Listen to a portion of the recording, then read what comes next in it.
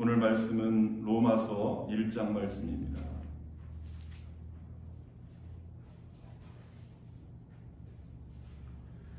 로마서 1장 8절 말씀이고요. 그리고 16장 3절에서 9절까지 말씀 같이 보도록 하시겠습니다.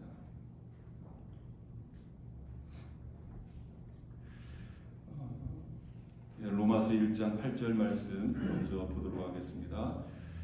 같이 한 목소리로 합독하시겠습니다.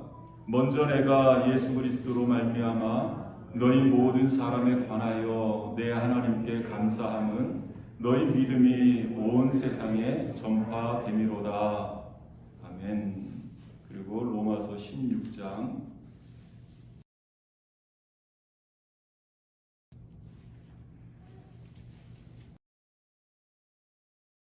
3절에서 9절까지 말씀입니다. 같이 한 목소리로 합독하시겠습니다. 너희는 그리스도 예수 안에서 나의 동역자들인 브리스가와 아굴라에게 문안하라. 그들은 내 목숨을 위하여 자기들의 목까지도 내놓았나니 나뿐 아니라 이방인의 모든 교회도 그들에게 감사하느니라. 또 저의 집에 있는 교회에도 문안하라. 내가 사랑하는 에베네도에게 문안하라. 그는 아시아에서 그리스도께 처음 맺은 열매니라. 너희를 위하여 많이 수고한 마리아에게 문안하라. 내 친척이요 나와 함께 갇혔던 안드로니고와 유니아에게 문안하라. 그들은 사도들에게 존중이 여겨지고 또한 나보다 먼저 그리스도 안에 있는 자라. 또 주 안에서 내 사랑하는 암블리아에게 문안하라. 그리스도 안에서 우리의 동역자인 우르바노와 나의 사랑하는 스다구에게 문안하라. 아멘. 우리가 초대교회의 건강한 교회들을 쭉 살펴보고 있는데요. 오늘은 그 로마 교회에 대해서 살펴보도록 하겠습니다. 이 아마도 인류 문명사에서 이 가장 큰 영향 아마 로마의 문명이 아닌가라고 생각이 되어집니다. 오랜 기간 동안 로마 제국을 이루었고 또 이 로마의 문명이 전 세계에 지대한 영향을 끼쳤다고 할 수가 있겠습니다. 로마는 하루에 이루어진 것이 아니다라는 말이 있을 정도로 이 로마 제국은 거대했고 또 강력했고 또 많은 그 민족들에게 많은 영향력을 끼친 그러한 제국이라 할 수가 있겠습니다. 그러한 거대한 제국이 어느 한순간에 망해버렸어요. 물론 어느 한순간에 망해버린 것은 아닙니다만 그런 징조가 많이 이렇게 보였습니다만 영원할 것 같았었던, 어떻게 보면 좀 영원히 망하지 않을 것 같았었던 그러한 로마 제국이 결국 망하게 되었습니다. 이 로마 제국이 망하면서 이 많은 그 연구가들에 의해서 이 로마 제국이 왜 망했는가를 연구한 책들이 굉장히 많이 나왔고요. 또 그 책들의 숫자만큼이나 이 로마 제국의 멸망의 원인들이 굉장히 많이 제시되고 있습니다. 물론 근거 없는 그런 제시는 아니고요. 상당히 근거 있는 그런 제시라고 생각이 되어집니다. 대부분 이 로마 제국의 그 멸망의 원인을 이야기하는 것을 보면 인력이 부족했다. 이 전 세계의 어떤 패권 국가로서 많은 이렇게 나라들을 점령을 했지만 또 그 나라들을 이렇게 다스리고 또 통치하는데 많은 인력이 부족해서 로마 제국이 멸망하지 않았나라고 원인 분석을 하는 그런 학자들. 특정인들에게 이렇게 좀 특정 인물들에게 이렇게 집중되는 그것이 로마 멸망의 원인이다라고 진단을 하시는 분들도 있고요. 또 비효율적인 경제 제도가 결국 로마 제국을 파탄에 이르게 했다라고 하고, 그리고 상하 계층의 갈등이 심화돼서 로마가 멸망했다라고 이야기하시는 분들도 있습니다. 뿐만 아니라 그 육군의 야만화, 그러니까 이 로마 군인들이 이 점령지에 가서 점령을 할 때 아주 야만적인 그런 행위를 해서 그 나라들이 점령되어진 나라들이 로마에 대해서 어떤 적개감을 품게 하는 그런 일들이 결국 로마를 무너지게 했다라고 진단하는 그런 학자들도 있습니다. 뿐만 아니라 인간성의 황폐화, 그리고 가무량의 변화와 이 말라리아의 창궐, 그리고 심지어는 이 수돗물에 의해서 황제들이 중독되어져서 로마가 망하게 되어졌다라고 진단을 내리는 그런 이 진단도 있습니다. 뭐 여러 이런 이 진단이 있습니다만은 대부분의 이 로마에 대해서 연구하고 또 이 로마의 멸망에 대해서 이 공통적으로 그리고 가장 근거 있는 그 원인이 무엇이냐면 이 로마 사회 전체에 걸친 이 도덕성의 타락이 바로 이 로마 멸망의 원인이다라고 그렇게 이야기를 합니다. 그러면서 이 몇몇 학자에 의해서 그런 도덕적인 타락이 왜 일어나게 되어졌느냐? 물론 이 고인물은 썩게 돼 있습니다만은 그럼에도 불구하고 이 로마의 그 멸망에 이 공통적으로 이야기하는 뿐만 아니라 그 도덕적인 타락에 어떤 원인을 제공했었던 것을 이야기하는 그런 학자가 있는데요. 이 로마의 멸망에 일조했었던 것이 이 바로 기독교다라고 또 이렇게 진단을 하는 그러한 학자들도 있습니다. 여러분들이 그 학창 시절에 한 번씩 읽어 보셨던 분들도 계실지 모르겠어요. 로마 제국의 세망사라는 책인데요. 에드워드 기번이라는 분이 있었는데 이분도 그런 얘기를 했고요. 또 최근은 아닙니다만은 몇 년 전에 그 책이 발간돼서 이 베스트셀러가 됐었던 시오노 나나미의 로마인 이야기에서도 지적되어지는 이야기입니다. 그러니까 이 로마가 멸망하게 되어진 가장 큰 어떻게 보면 좀 이렇게 직접적인 원인을 제공했었던 것이 바로 이 기독교다라고 이야기를 하는 겁니다. 이 기독교가 이 로마가 멸망하는데 일조했다. 저도 거기에 조금 동의를 합니다. 이 정치화돼 버린 그리고 권력의 어떤 중심이 된 기독교. 이 기독교가 이 권력의 맛을 보고 그 권력에서 이렇게 헤어나오지 못하고 결국 그 권력과 함께 망해버리게 되어집니다. 그런 제국이 바로 이 로마 제국이라는 거죠. 뿐만 아니라 이 특권을 누리면서 이 하나님께서 맡겨주신 그 사명을 상실한 교회 뿐만 아니라 이 타종교에 대해서 지나치게 배타적인 그러한 어떤 기독교의 모습. 그래서 수도 없이 많이 그 십자군 전쟁을 일으키면서 이 타종교를 이렇게 핍박하고 또 이 배타적이고 그런 종교가 바로 이 기독교였었다는 거죠. 그것이 바로 로마의 멸망의 원인이 됐다라고 이야기를 하고 있고요.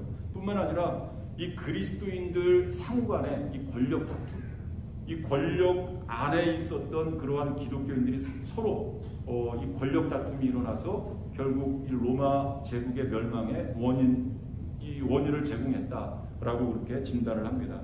그리고 결정적으로 이웃을 사랑하지 못한 그리스도인들의 이 타락이 바로 그 로마 제국의 멸망의 원인이 됐다라고 그렇게 진단을 합니다. 틀린 말은 아니고요. 이 맞는 말입니다. 그러나 그리스도인 입장에서 조금 이렇게 좀 변호를 한다면 그러면 로마 제국이 처음 때부터 교회가 이 로마에 설립되어질 때부터 그럼 이런 어떤 이 부정함, 이 부패함이 교회에 있었느냐? 그렇지는 않다는 거죠. 그 교회가 부패하기 시작하게 되어진 어느 시점이 있는데, 초기 로마 교회는 이 권력에 의해서 핍박을 받고 국가에 의해서 핍박을 받을 때는 정말로 순수했습니다. 정말로 정직했고 정말로 그 사명을 감당하기에 그 핍박을 감당할 수 있는 넉넉하게 그 핍박을 감당하는 그러한 교회였습니다. 그런데 어느 순간부터 이 교회가 타락하게 되어지고 이 교회가 권력과 손잡게 되어지고 그리고 타락하게 되어지는 그러한 시점이 있습니다. 우리가 잘 아는 것처럼 이 콘스탄티누스 이 대제에 의해서 313년에 그 밀라노 칙령이 발령이 되잖아요. 그러면서 로마의 이 국교로 기독교가 채택이 되어집니다. 이 그때부터 기독교가 타락하기 시작하게 되어졌다는 거죠. 그러니까 이 로마 교회가 타락하게 되어진 것은 이 로마 후기 때 일어나는 그러한 현상이었었다. 이 초기 교회에는, 이 로마 교회의 초기 기독교는 어떻게 보면 아무런 특권 없이, 여러분 특권이 뭡니까? 오히려 핍박을 받고 그 핍박으로 인해서 수많은 그 크리스찬들이 순교를 당하게 되어지는 그런 상황에 있지 않았습니까? 뿐만 아니라 이 잘못된 권력에 대해서 이 비판을 하고, 그리고 그 권력에서 이 권력에 대해서 좀 초연했었던, 이 권력을 좀 이렇게 초월했었던 그러한 사람들이 이 초기 로마의 크리스찬이었었다는 거죠. 뿐만 아니라 믿음 때문에 권력을 포기했었던 그러한 사람들, 또 이웃을 사랑하기 위해서 자신을 기꺼이 희생하기를 감수했었던 그러한 사람들이 바로 초기 로마 그리스도인의 모습이었다라고 할 수가 있겠습니다. 그래서 이 그리스도인의 입장에서 이 로마의 멸망에 대해서 조금 더 이 객관적으로 접근을 하자면 이런 것 같습니다. 이 초기 로마 기독교가 이렇게 좀 어떤 거룩한 영향력을 끼칠 때, 이 사회에 대해서 거룩한 영향력을 끼칠 때는 로마의 문명이 이 절정에 다다를 때였습니다. 그러니까 이 로마의 문명이 절정에 다다르게 하는 그러한 결정적인 어떤 이 소스를 제공했었던 것도 기독교의 영향이 지대했었고요. 뿐만 아니라 이 기독교의 부패와 함께 이 로마는 결국 망하게 되어진 겁니다. 그러니까 여러분, 어떻게 보면 이것이 좀 우리 기독교인들 입장에서 좀 정직한 이 원인 분석이 아닌가라고 생각이 되어집니다. 그러니까 초기 로마 교회는 세상을 향해서 빛과 소금의 역할을 충분히 감당했습니다. 그런데 그 교회가 권력과 결탁하게 되어지고, 또 그 권력으로 인해서 이 부패하게 되어지고, 그러면서 후기 기독교는 이 민중의 아편이 되어지고 만 겁니다. 그러면서 결국 영원할 것 같았었던 그 거대하고 강력했었던 로마 제국이 망하게 되어진 거죠. 여러분, 우리의 믿음이 이 세상을 향해서 소금과 빛의 역할을 하느냐, 아니면 아편 역할을 하느냐, 어떻게 보면 그것은 세상 사람들의 선택이 아니라 우리의 선택인 것 같습니다. 우리가 어떤 삶을 살아가느냐, 세상을 향해서 어떤 영향력을 끼치냐, 정말로 성경이 말씀하고 있는 것처럼 빛과 소금의 역할을 감당하느냐, 아니면 이 칼 마르크스가 이야기한 민중의 아편으로서 오히려 민중을 더 어려움 가운데 빠뜨리느냐, 그것은 우리의 선택인 것 같습니다. 그렇다면 우리가 계속 살펴보고 있는 그 말씀, 이 성경에서 강조하고 있는 이 초대교회 성도들의 모습, 그리고 초대교회의 어떤 건강한 모습, 우리가 좀 전에 말씀드렸습니다만은 정말로 우리가 관심 가져야 할 이 로마의 이 초기의 이 그리스도인들의 모습, 교회의 모습을 통해서 우리가 좀 몇 가지 교훈을 받았으면 좋겠습니다. 이것은 우리가 건강한 교회를 만들어가기 위해서 반드시 물어야 할 그러한 질문이기 때문에 너무나 중요한 말씀이라고 생각이 되어집니다. 이 초기 로마 교회에서 우리가 이 두 가지를 교훈받기를 원하는데, 하나는 믿음입니다. 그리고 또 하나는 사랑입니다. 여러분, 오늘 본문 8절 말씀에 그 믿음에 관해서 이 사도 바울이 로마 교회 성도들을 칭찬하고 있는 그러한 내용이 나오는데요. 이 로마서의 서론이라고 할 수 있는 이 1장 말씀에서 이 사도 바울이 로마 교인들의 믿음에 대해서 인정을 합니다. 참 너희들 믿음이 좋구나 라고 인정을 하는 모습이 나오고 있어요. 뿐만 아니라 그러한 믿음을 칭찬을 하면서 하나님께 감사합니다. 여러분, 나중에도 좀 잠깐 설명을 드리겠습니다만은, 사실은 이 사도 바울이 로마 교회를 방문하기 훨씬 이전이거든요. 그러니까 한 번도 로마를 방문해보지 못한, 그러한 상황 속에서 좀 이렇게 소문만을 듣고 칭찬하는 거예요. 그들의 어떤 믿음을 인정하는 겁니다. 야, 참 너희들 믿음 좋구나. 참 너희들의 믿음을 들을 때마다 내가 하나님 앞에 감사한다 라고 그렇게 칭찬을 하는 내용이 1장 8절 말씀에 나와 있습니다. 그러면 이 로마 교회는 누구에 의해서 설립되어졌고 또 어떻게 이 로마 교회가 설립되어졌는가? 성경에는 나와 있지 않습니다. 어떻게 그리고 누구에 의해서 시작되어졌는지 아직도 어떻게 보면 밝혀지지 않은 신학적인 숙제라고 할 수가 있겠습니다. 사도 바울에 의해서 로마 교회가 시작되었다라고 이야기하시는 분들도 있는데요. 이 사실은 이 로마서 말씀이 로마 교회에 전달되어진 그때는 대략 한 AD 53년에서 54년. 그러니까 이 사도 바울이 제3차 전도 여행을 하던 중에 이 고린도 지역에 머물면서 로마 교회에 편지를 쓰는 겁니다. 그러니까 이 고린도 전서 말씀을 보면 이 사도 바울이 이 고린도 지역에 있으면서 이 로마를 가고 싶어하는 굉장한 열망이 있었습니다. 그런데 여러 가지 사정 때문에 로마를 방문하지 못하고 그들에게 이제 편지를 쓴 것이 바로 이 로마서 말씀이거든요. 그러니까 사도 바울이 처음부터 교회를 시작했다라는 것은 좀 앞뒤 정황으로 맞지가 않고요. 그리고 캐톨릭에서 주장하는 것처럼 이 베드로에 의해서 로마 교회가 시작되어졌다 하는 것도 좀 타당하지 않습니다. 왜냐하면 그 사도행전 16장의 말씀을 보면 예루살렘 총회가 열립니다. 그러니까 어떻게 보면 제1차 종교회의가 이 예루살렘에서 열리는데 그 회의를 주재했었던 사람이 바로 베드로였습니다. 그리고 야고보 감독이었습니다. 그러니까 로마 교회의 편지를 쓰는 그 시기, 물론 그거보다 한 몇 년 전입니다만은 바로 그 시기에는 이 사도 베드로가 예루살렘에 있었다라는 것이죠. 그러니까 이 로마에서 사역을 해서 어떤 교회를 개척하고 그럴 만한 상황이 시기적으로 맞지가 않는다. 그리고 만약 이 베드로가 정말로 로마에서 사역을 했다면 이 로마서를 기록을 하면서 사도 바울이 기록을 하면서 이 베드로에 대해서 충분히 이야기를 했을 거예요.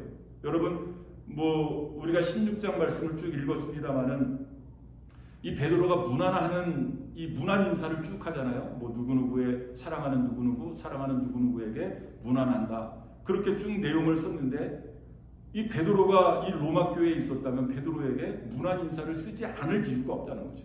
그런데 어디 하나 이 베드로에 대해서 언급한 내용이 없는 것을 보면 이 베드로가 그때 당시에 그 로마 교회에 있지 않았다라고 할 수가 있겠습니다.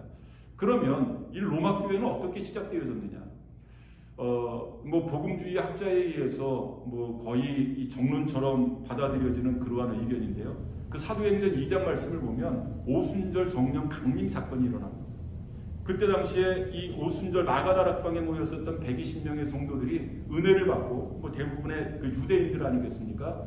그 유대인들이 각지로 흩어졌습니다. 각지로. 물론 그 스데반 집사의 어떤 핍박 때문에도 이 유대인 그리스도인들이 각지로 흩어져서 복음을 증거했습니다만은 어찌됐든 그 오순절에서 은혜를 받았었던 이 유대인 그리스도인들이 이 로마로 들어오지 않았나.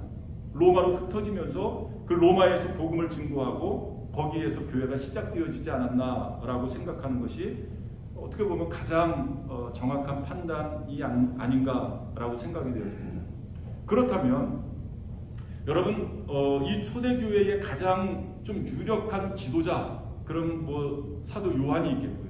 그리고 사도 바울이 있겠고요. 또 베드로가 있겠고요. 야고보 선생이 있겠고요. 디모데도 있겠고요. 이런 어떤 좀 특별한 지도자, 이런 특별한 지도자가 없는 교회가 바로 이 로마 교회였었다는 거죠. 그러니까 이 특별한 지도자 없이 세워진 교회가 바로 이 로마 교회인데 그런 교회가 사도 바울의 칭찬을 받을 만한 그러한 믿음을 가지고 있다. 여러분 대단하지 않습니까? 좀 어떤 막 이렇게 카리스마 있고 좀 지도력이 뛰어난 그리고 영역이 뛰어난 그러한 지도자에 의해서 영향을 받은, 지도를 받은 그러한 교회가 아니라 그냥 좀 이렇게 알려지지 않은 그러한 지도자에 의해서 지도를 받은 이 로마 교회가 사도 바울에게 칭찬을 받는 겁니다. 야, 참 너희들 믿음 좋구나. 너희들의 믿음이 그 주변 온 지역에 소문이 나 있다는 것을 내가 듣고 하나님 앞에 감사하지 않을 수 없다. 그 내용을 이야기하고 있는 거다. 이렇게 보면 하나님의 은혜구나, 하나님의 은혜구나 라고밖에 이야기할 수밖에 없습니다. 하나님의 은혜구나, 전적인 하나님의 은혜구나 라고 생각이 되어집니다. 여러분, 이렇게 그 사도 바울이 로마서 1장에서 이런 그 문안 인사를 쭉 합니다. 뭐 의례적인 그러한 인사를 하고요. 그리고 8절 말씀에서 이 사도 바울이 그 로마 교회의 믿음을 칭찬하는 내용이 나오는데요. 한번 같이 읽어보겠습니다. 로마서 1장 8절 말씀입니다. 먼저 내가 예수 그리스도로 말미암아 너희 모든 사람에 관하여 내 하나님께 감사함은 너희 믿음이 온 세상에 전파됨이로다. 너희 믿음이 온 세상에 전파되어졌다. 여기서 전파되어졌다 이 말은 뭐 전도했다 라는 그러한 의미가 아니라 소문이 났다. 너희의 믿음이 온 세상에 소문이 났다. 이 전파됐다 이 내용, 이 단어가 영어로 리포트 됐다. 리포트.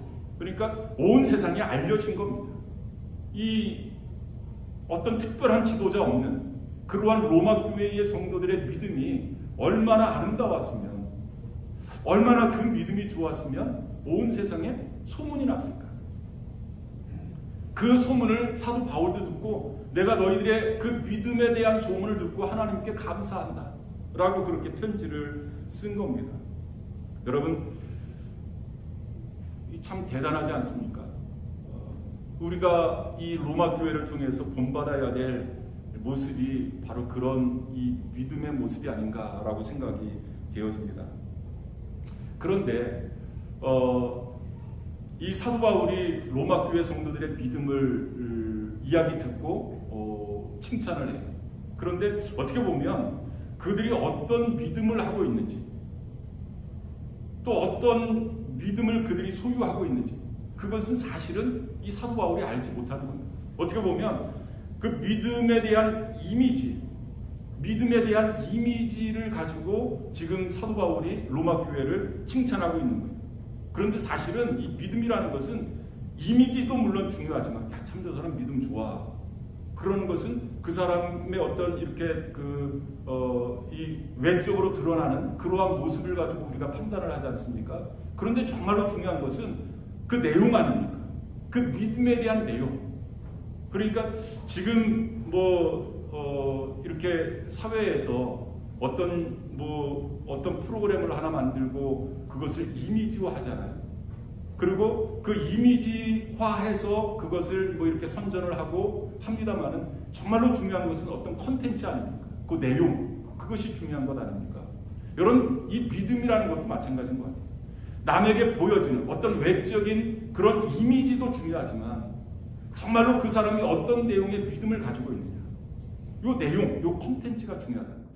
그래서 이 사도 바울이 그 로마 교회 성도들의 믿음에 대한 이미지에 대해서 칭찬을 합니다. 야, 참 너희들 이렇게 소문났던데, 너희들 주변에 있는 사람들이 너희들의 믿음에 대해서 이렇게 이야기를 해.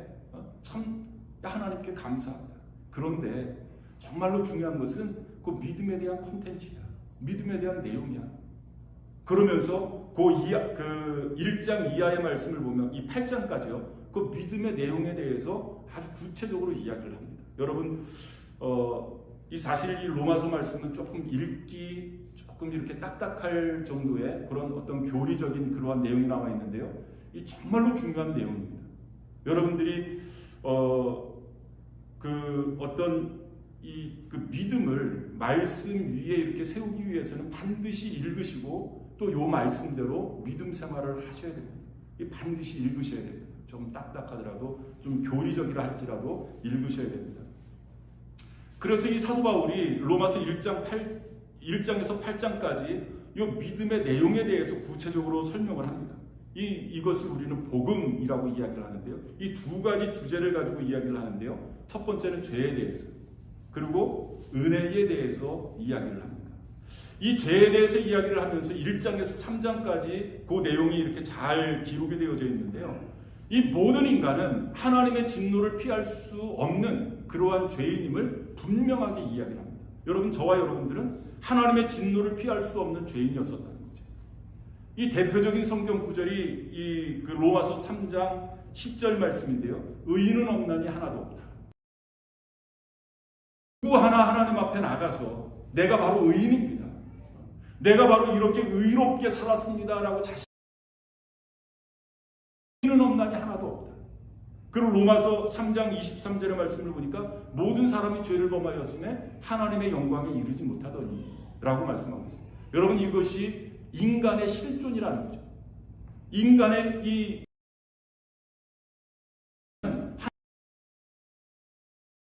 심판을 받을 수밖에 없는 그러한 죄, 이것이 우리의 믿음을 세우는 가장 기본이 되어지는 그러한 이 복음이라는 겁니다. 그러한 믿음의 내용이라는 겁니다. 우리는 죄입니다. 그런데 거기에서 끝나는 것이 아니라 4장부터 8장까지의 말씀이 이런 죄인에게 하나님께서 은혜를 베풀어 주셨다는 거죠. 그 죄를 감당하게 하기 위해서 예수 그리스도를 우리에게 보내주셨다는 겁니다. 그래서 예수 그리스도, 저와 여러분들이, 죄인된 내가 하나님의 은혜로 말미암아 하나님과 화평하게 되어졌다. 의인이 되어졌다. 원래는 죄인인데, 원래는 하나님의 심판을 피할 수 없는 그러한 죄인인데 하나님의 은혜로 말미암아, 그리고 예수 그리스도의 그 십자가의 사건으로 말미암아 우리가 의인이 되어 의롭다는 거 인정해 주시겠다는 겁니다. 예수 그리스도로 말미암아. 4장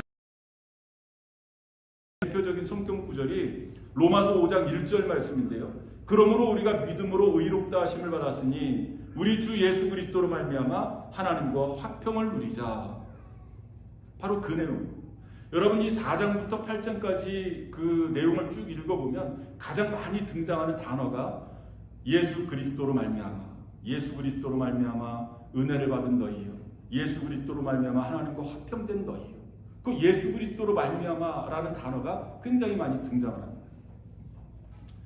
이것이 바로 이 우리가 가져야 될 이 믿음의 내용이라는 겁니다. 이렇게 우리의 믿음이 하나님의 은혜 안에서 확실하게 뿌리를 내릴 때, 우리 어떠한 환난이 온다 할지라도, 어떤 핍박이 우리에게 닥친다 하더라도 우리의 믿음 결코 흔들리지 않습니다. 우리의 믿음. 여러분,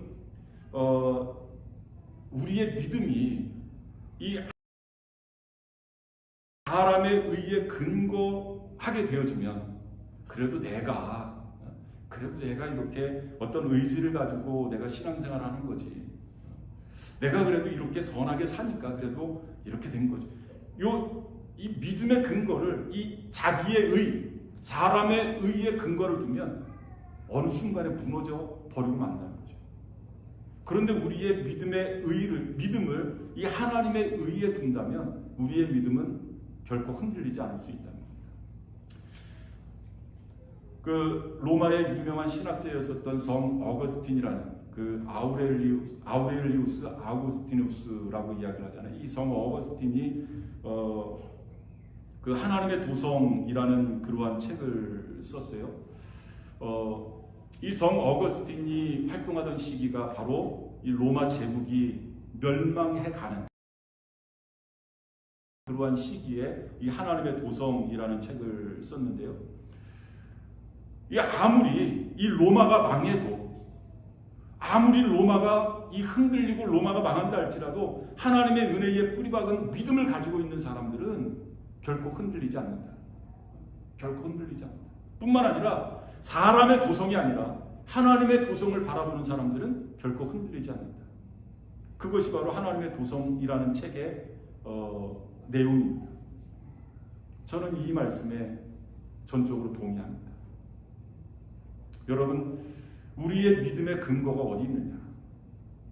내 의에 믿음의 근거를 두고 있느냐? 아니면 하나님의 의에, 하나님의 은혜에 내 믿음의 근거를 두고 있느냐? 사람이 쌓아놓은 그 도성을 내가 바라보면서 가느냐?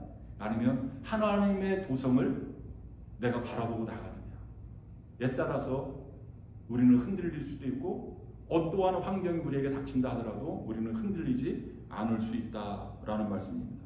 바라기는 우리 샘솟는 교회는 변함없는 이러한 믿음 위에 세워지기를 바라고, 그리고 그 교회에 속해 있는 저와 여러분들도 이런 믿음 위에 세워질 수 있기를 바랍니다. 그래서 사도 바울이 그 로마 교회 성도들을 향해서 칭찬했었던 것처럼 너희의 믿음이 온 세상에 소문났구나. 참 하나님께 감사합니다. 이런 이야기를 들을 수 있는 우리 교회, 그리고 저와 여러분들이 되실 수 있기를 바랍니다. 그리고 두 번째로 이 로마 교회의 또 우리가 배울 수 있는 특징 중에 하나는 이 복음을 위해서 사랑의 수고를 아끼지 않았다라고 말씀하고 있어요. 우리가 나중에 읽었었던 로마서 16장 말씀에 이제 그 내용이 쭉 나오는데요. 이 사도 바울이 그 로마 교회의 편지를 쓰면서 이 16장 말씀 전체를 할애해서 함께 동역했었던, 그리고 함께 복음을 위해서 수고했었던 사람들에게 이제 이렇게 문안 인사를 하는 그러한 내용이 쭉 나옵니다. 그런데 그 문안 인사를 하면서 좀 우리가 주목해봐야 될 이 단어가 있어요. 그 단어가 어떤 단어냐 하면 사랑하는 이라는 그러한 단어입니다. 이 사도 바울이 다른 어떤 서신서를 보낼 때, 어떤 편지를 보낼 때보다 많이 사용하는 단어가 바로 사랑하는 이라는 그러한 표현을 반복적으로 사용을 하고 있습니다. 5절 말씀에도 보면 내가 사랑하는 에베네도 라고 말씀하고 있고요. 8절 말씀에도 주 안에서 내 사랑하는 암블리아, 9절 말씀에도 나의 사랑하는 스다고, 그리고 12절 말씀에서도요, 주 안에서 많이 수고하고 사랑하는 버시라고 이야기를 합니다. 이 말은 무슨 말이냐면, 이렇게 사도 바울이 사랑이라는 단어를 거듭 되풀이할 정도로 로마 교회는 이미 사도 바울을 감동시키는 그러한 사랑의 언신이 넘쳐나고 있음을 알려주는 그러한 이 표현이 아닌가라고 생각이 되어집니다. 뭐 여러 사람들이 거론됩니다. 에베네도, 그 다음에 암블리아, 스다고, 버시, 그 외에도 뭐 마리아라든지 많은 사람들이 이렇게 거론되어집니다. 그런데 그 중에서 정말로 사도 바울을 감동시켰었던, 그리고 사도 바울이 개인적으로도 너무나 감사했었던 한 성도 부부가 있습니다. 그 사람들이 바로 브리스가와 아굴라라는 부부입니다. 브리스가 뭐 다른 성경에는 브리스길라와 아굴라라고 이렇게 표현되어진 곳도 있고요. 이 브리스가와 아굴라, 이 사람들을 가리켜, 이 부부를 가리켜서 오늘 본문 3절 말씀에 보면 이들을 나의 동역자다, 나의 동역자다라고 이야기를 해요.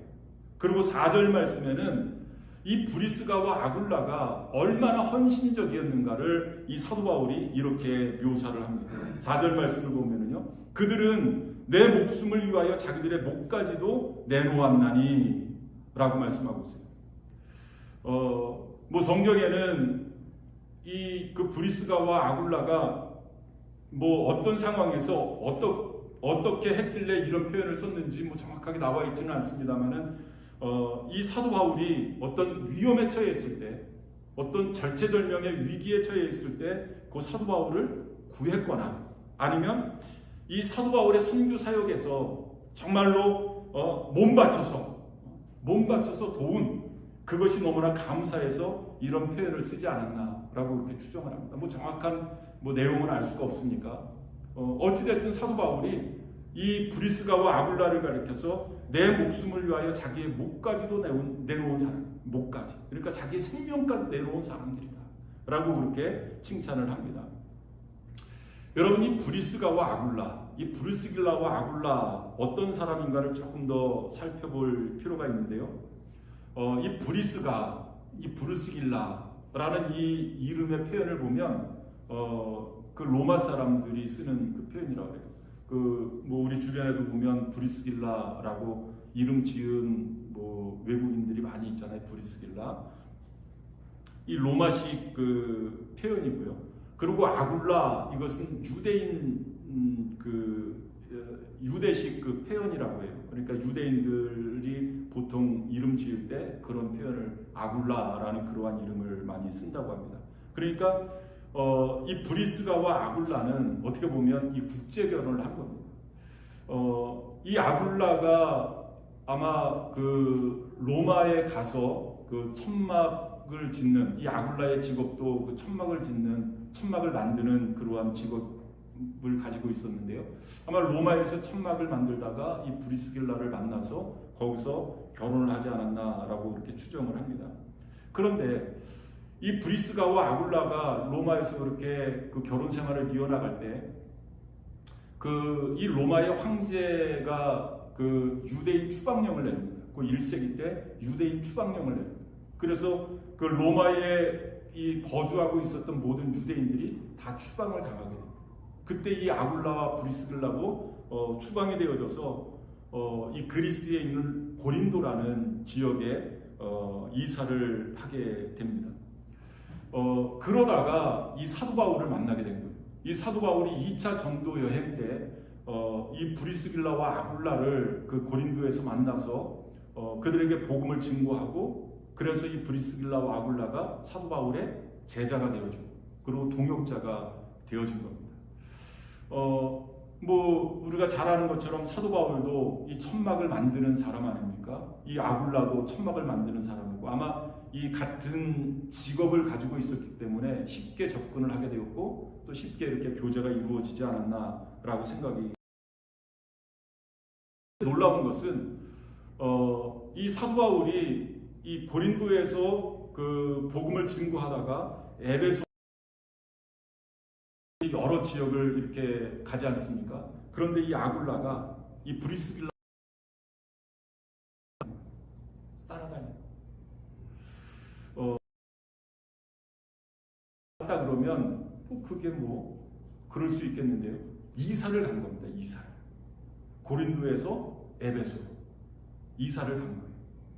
여러분 많이 이사해 보셨죠? 저도 뭐 신혼 때부터 굉장히 많이 이사를 했습니다. 뭐 미국에 와서도 한 4번, 5번 그렇게 이사를 한 것 같고요. 뭐 한국에서는 뭐 굉장히 많이 했습니다.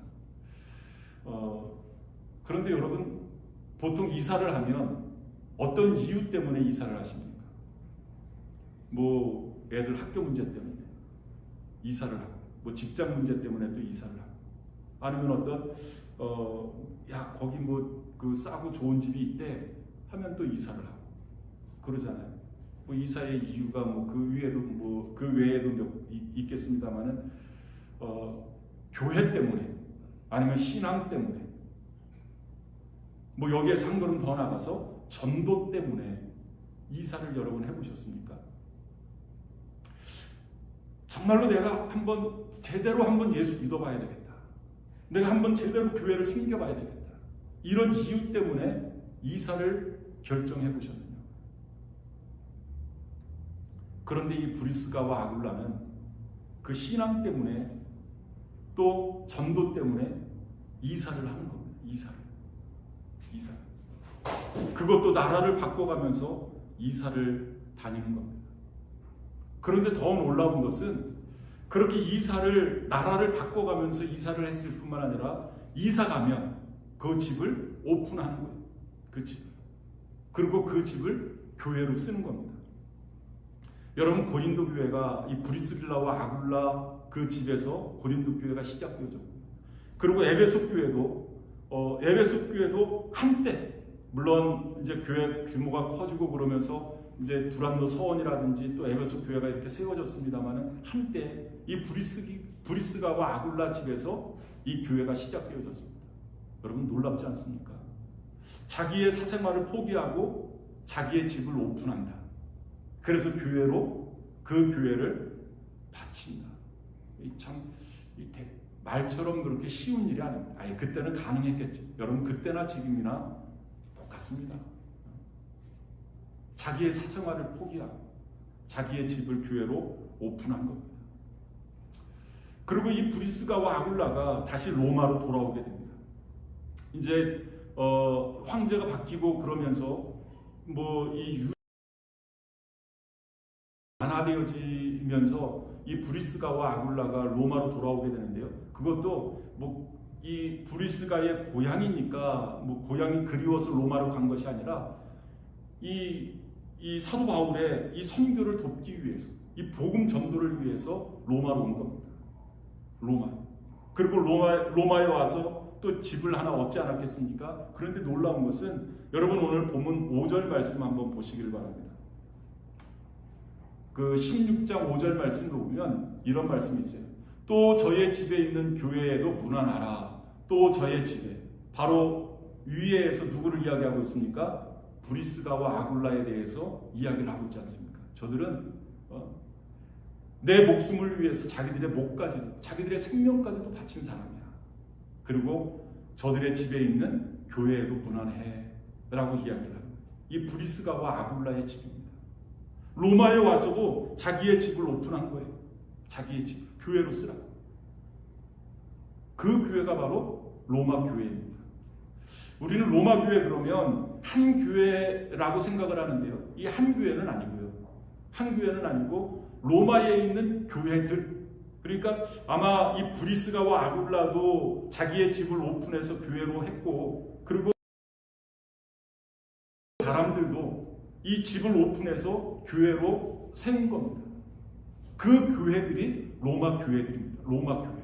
한 교회가 아니라 여러 교회들. 그러니까 어떻게 보면 로마에 있는 교회들에게 편지한 내용이 바로 이 로마서라고 할 수가 있겠습니다. 여러분 우리가 읽지는 않았습니다만 14절 말씀 보면 함께 있는 형제들에게 라는 이 말씀이 나오잖아요.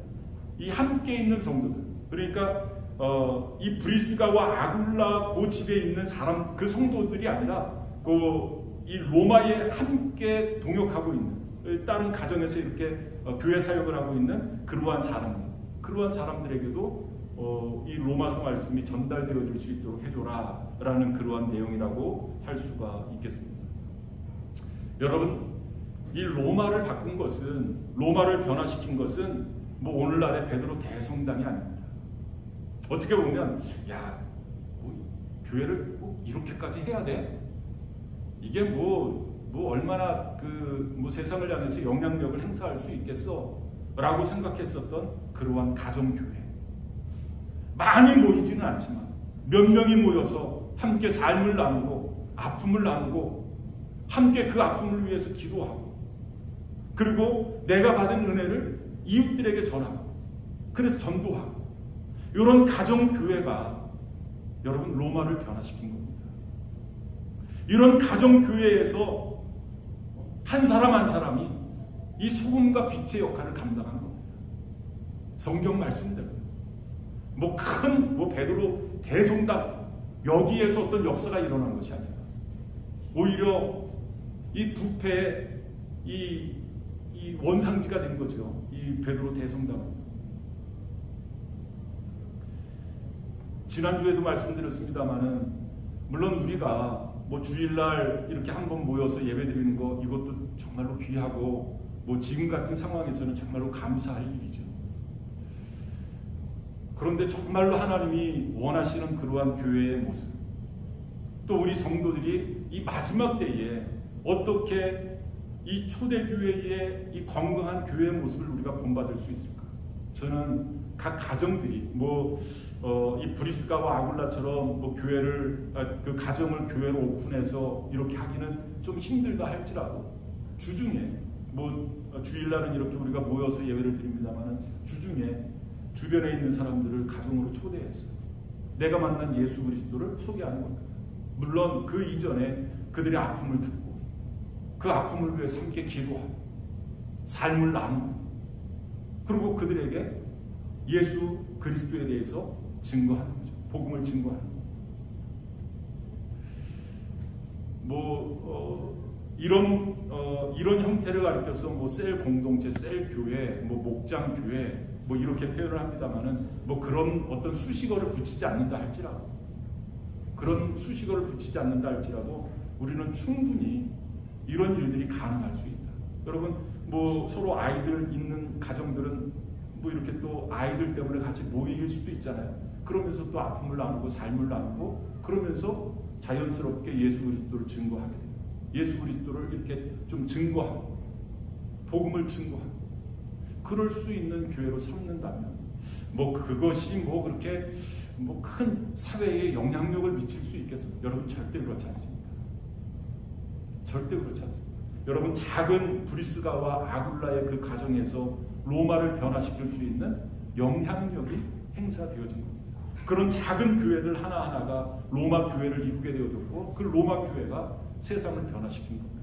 여러분 꼭 기억하실 수 있기를 바랍니다. 이런 로마 교회의 믿음, 이런 로마 교회의 이러한 사랑이 우리 샘솟는 교회에도 그대로 있어지기를 바랍니다. 물론 뭐 여러 가지 상황들이 여러 가지 상황들 때문에 이 제약을 받고 또 많이 그 자유롭지 못한 그런 부분들이 분명히 있을 것입니다. 그럼에도 불구하고 우리가 할 수 있는 범위 내에서 또 우리가 할 수 있는 이 모든 것들을 동원해서 좀 로마 교회에 있었던 그러한 모습처럼 이런 믿음의 아름다운 모습들이 그리고 이 복음을 위한 이 사랑의 수고가 저와 여러분들에게 또 우리 교회에 또 여러분들의 가정 위에 나타나서 세상에 선한 영향력을 끼칠 수 있는 저와 여러분들 그리고 우리 샘솟는 교회가 되어졌으면 좋겠습니다. 기도하시겠습니다.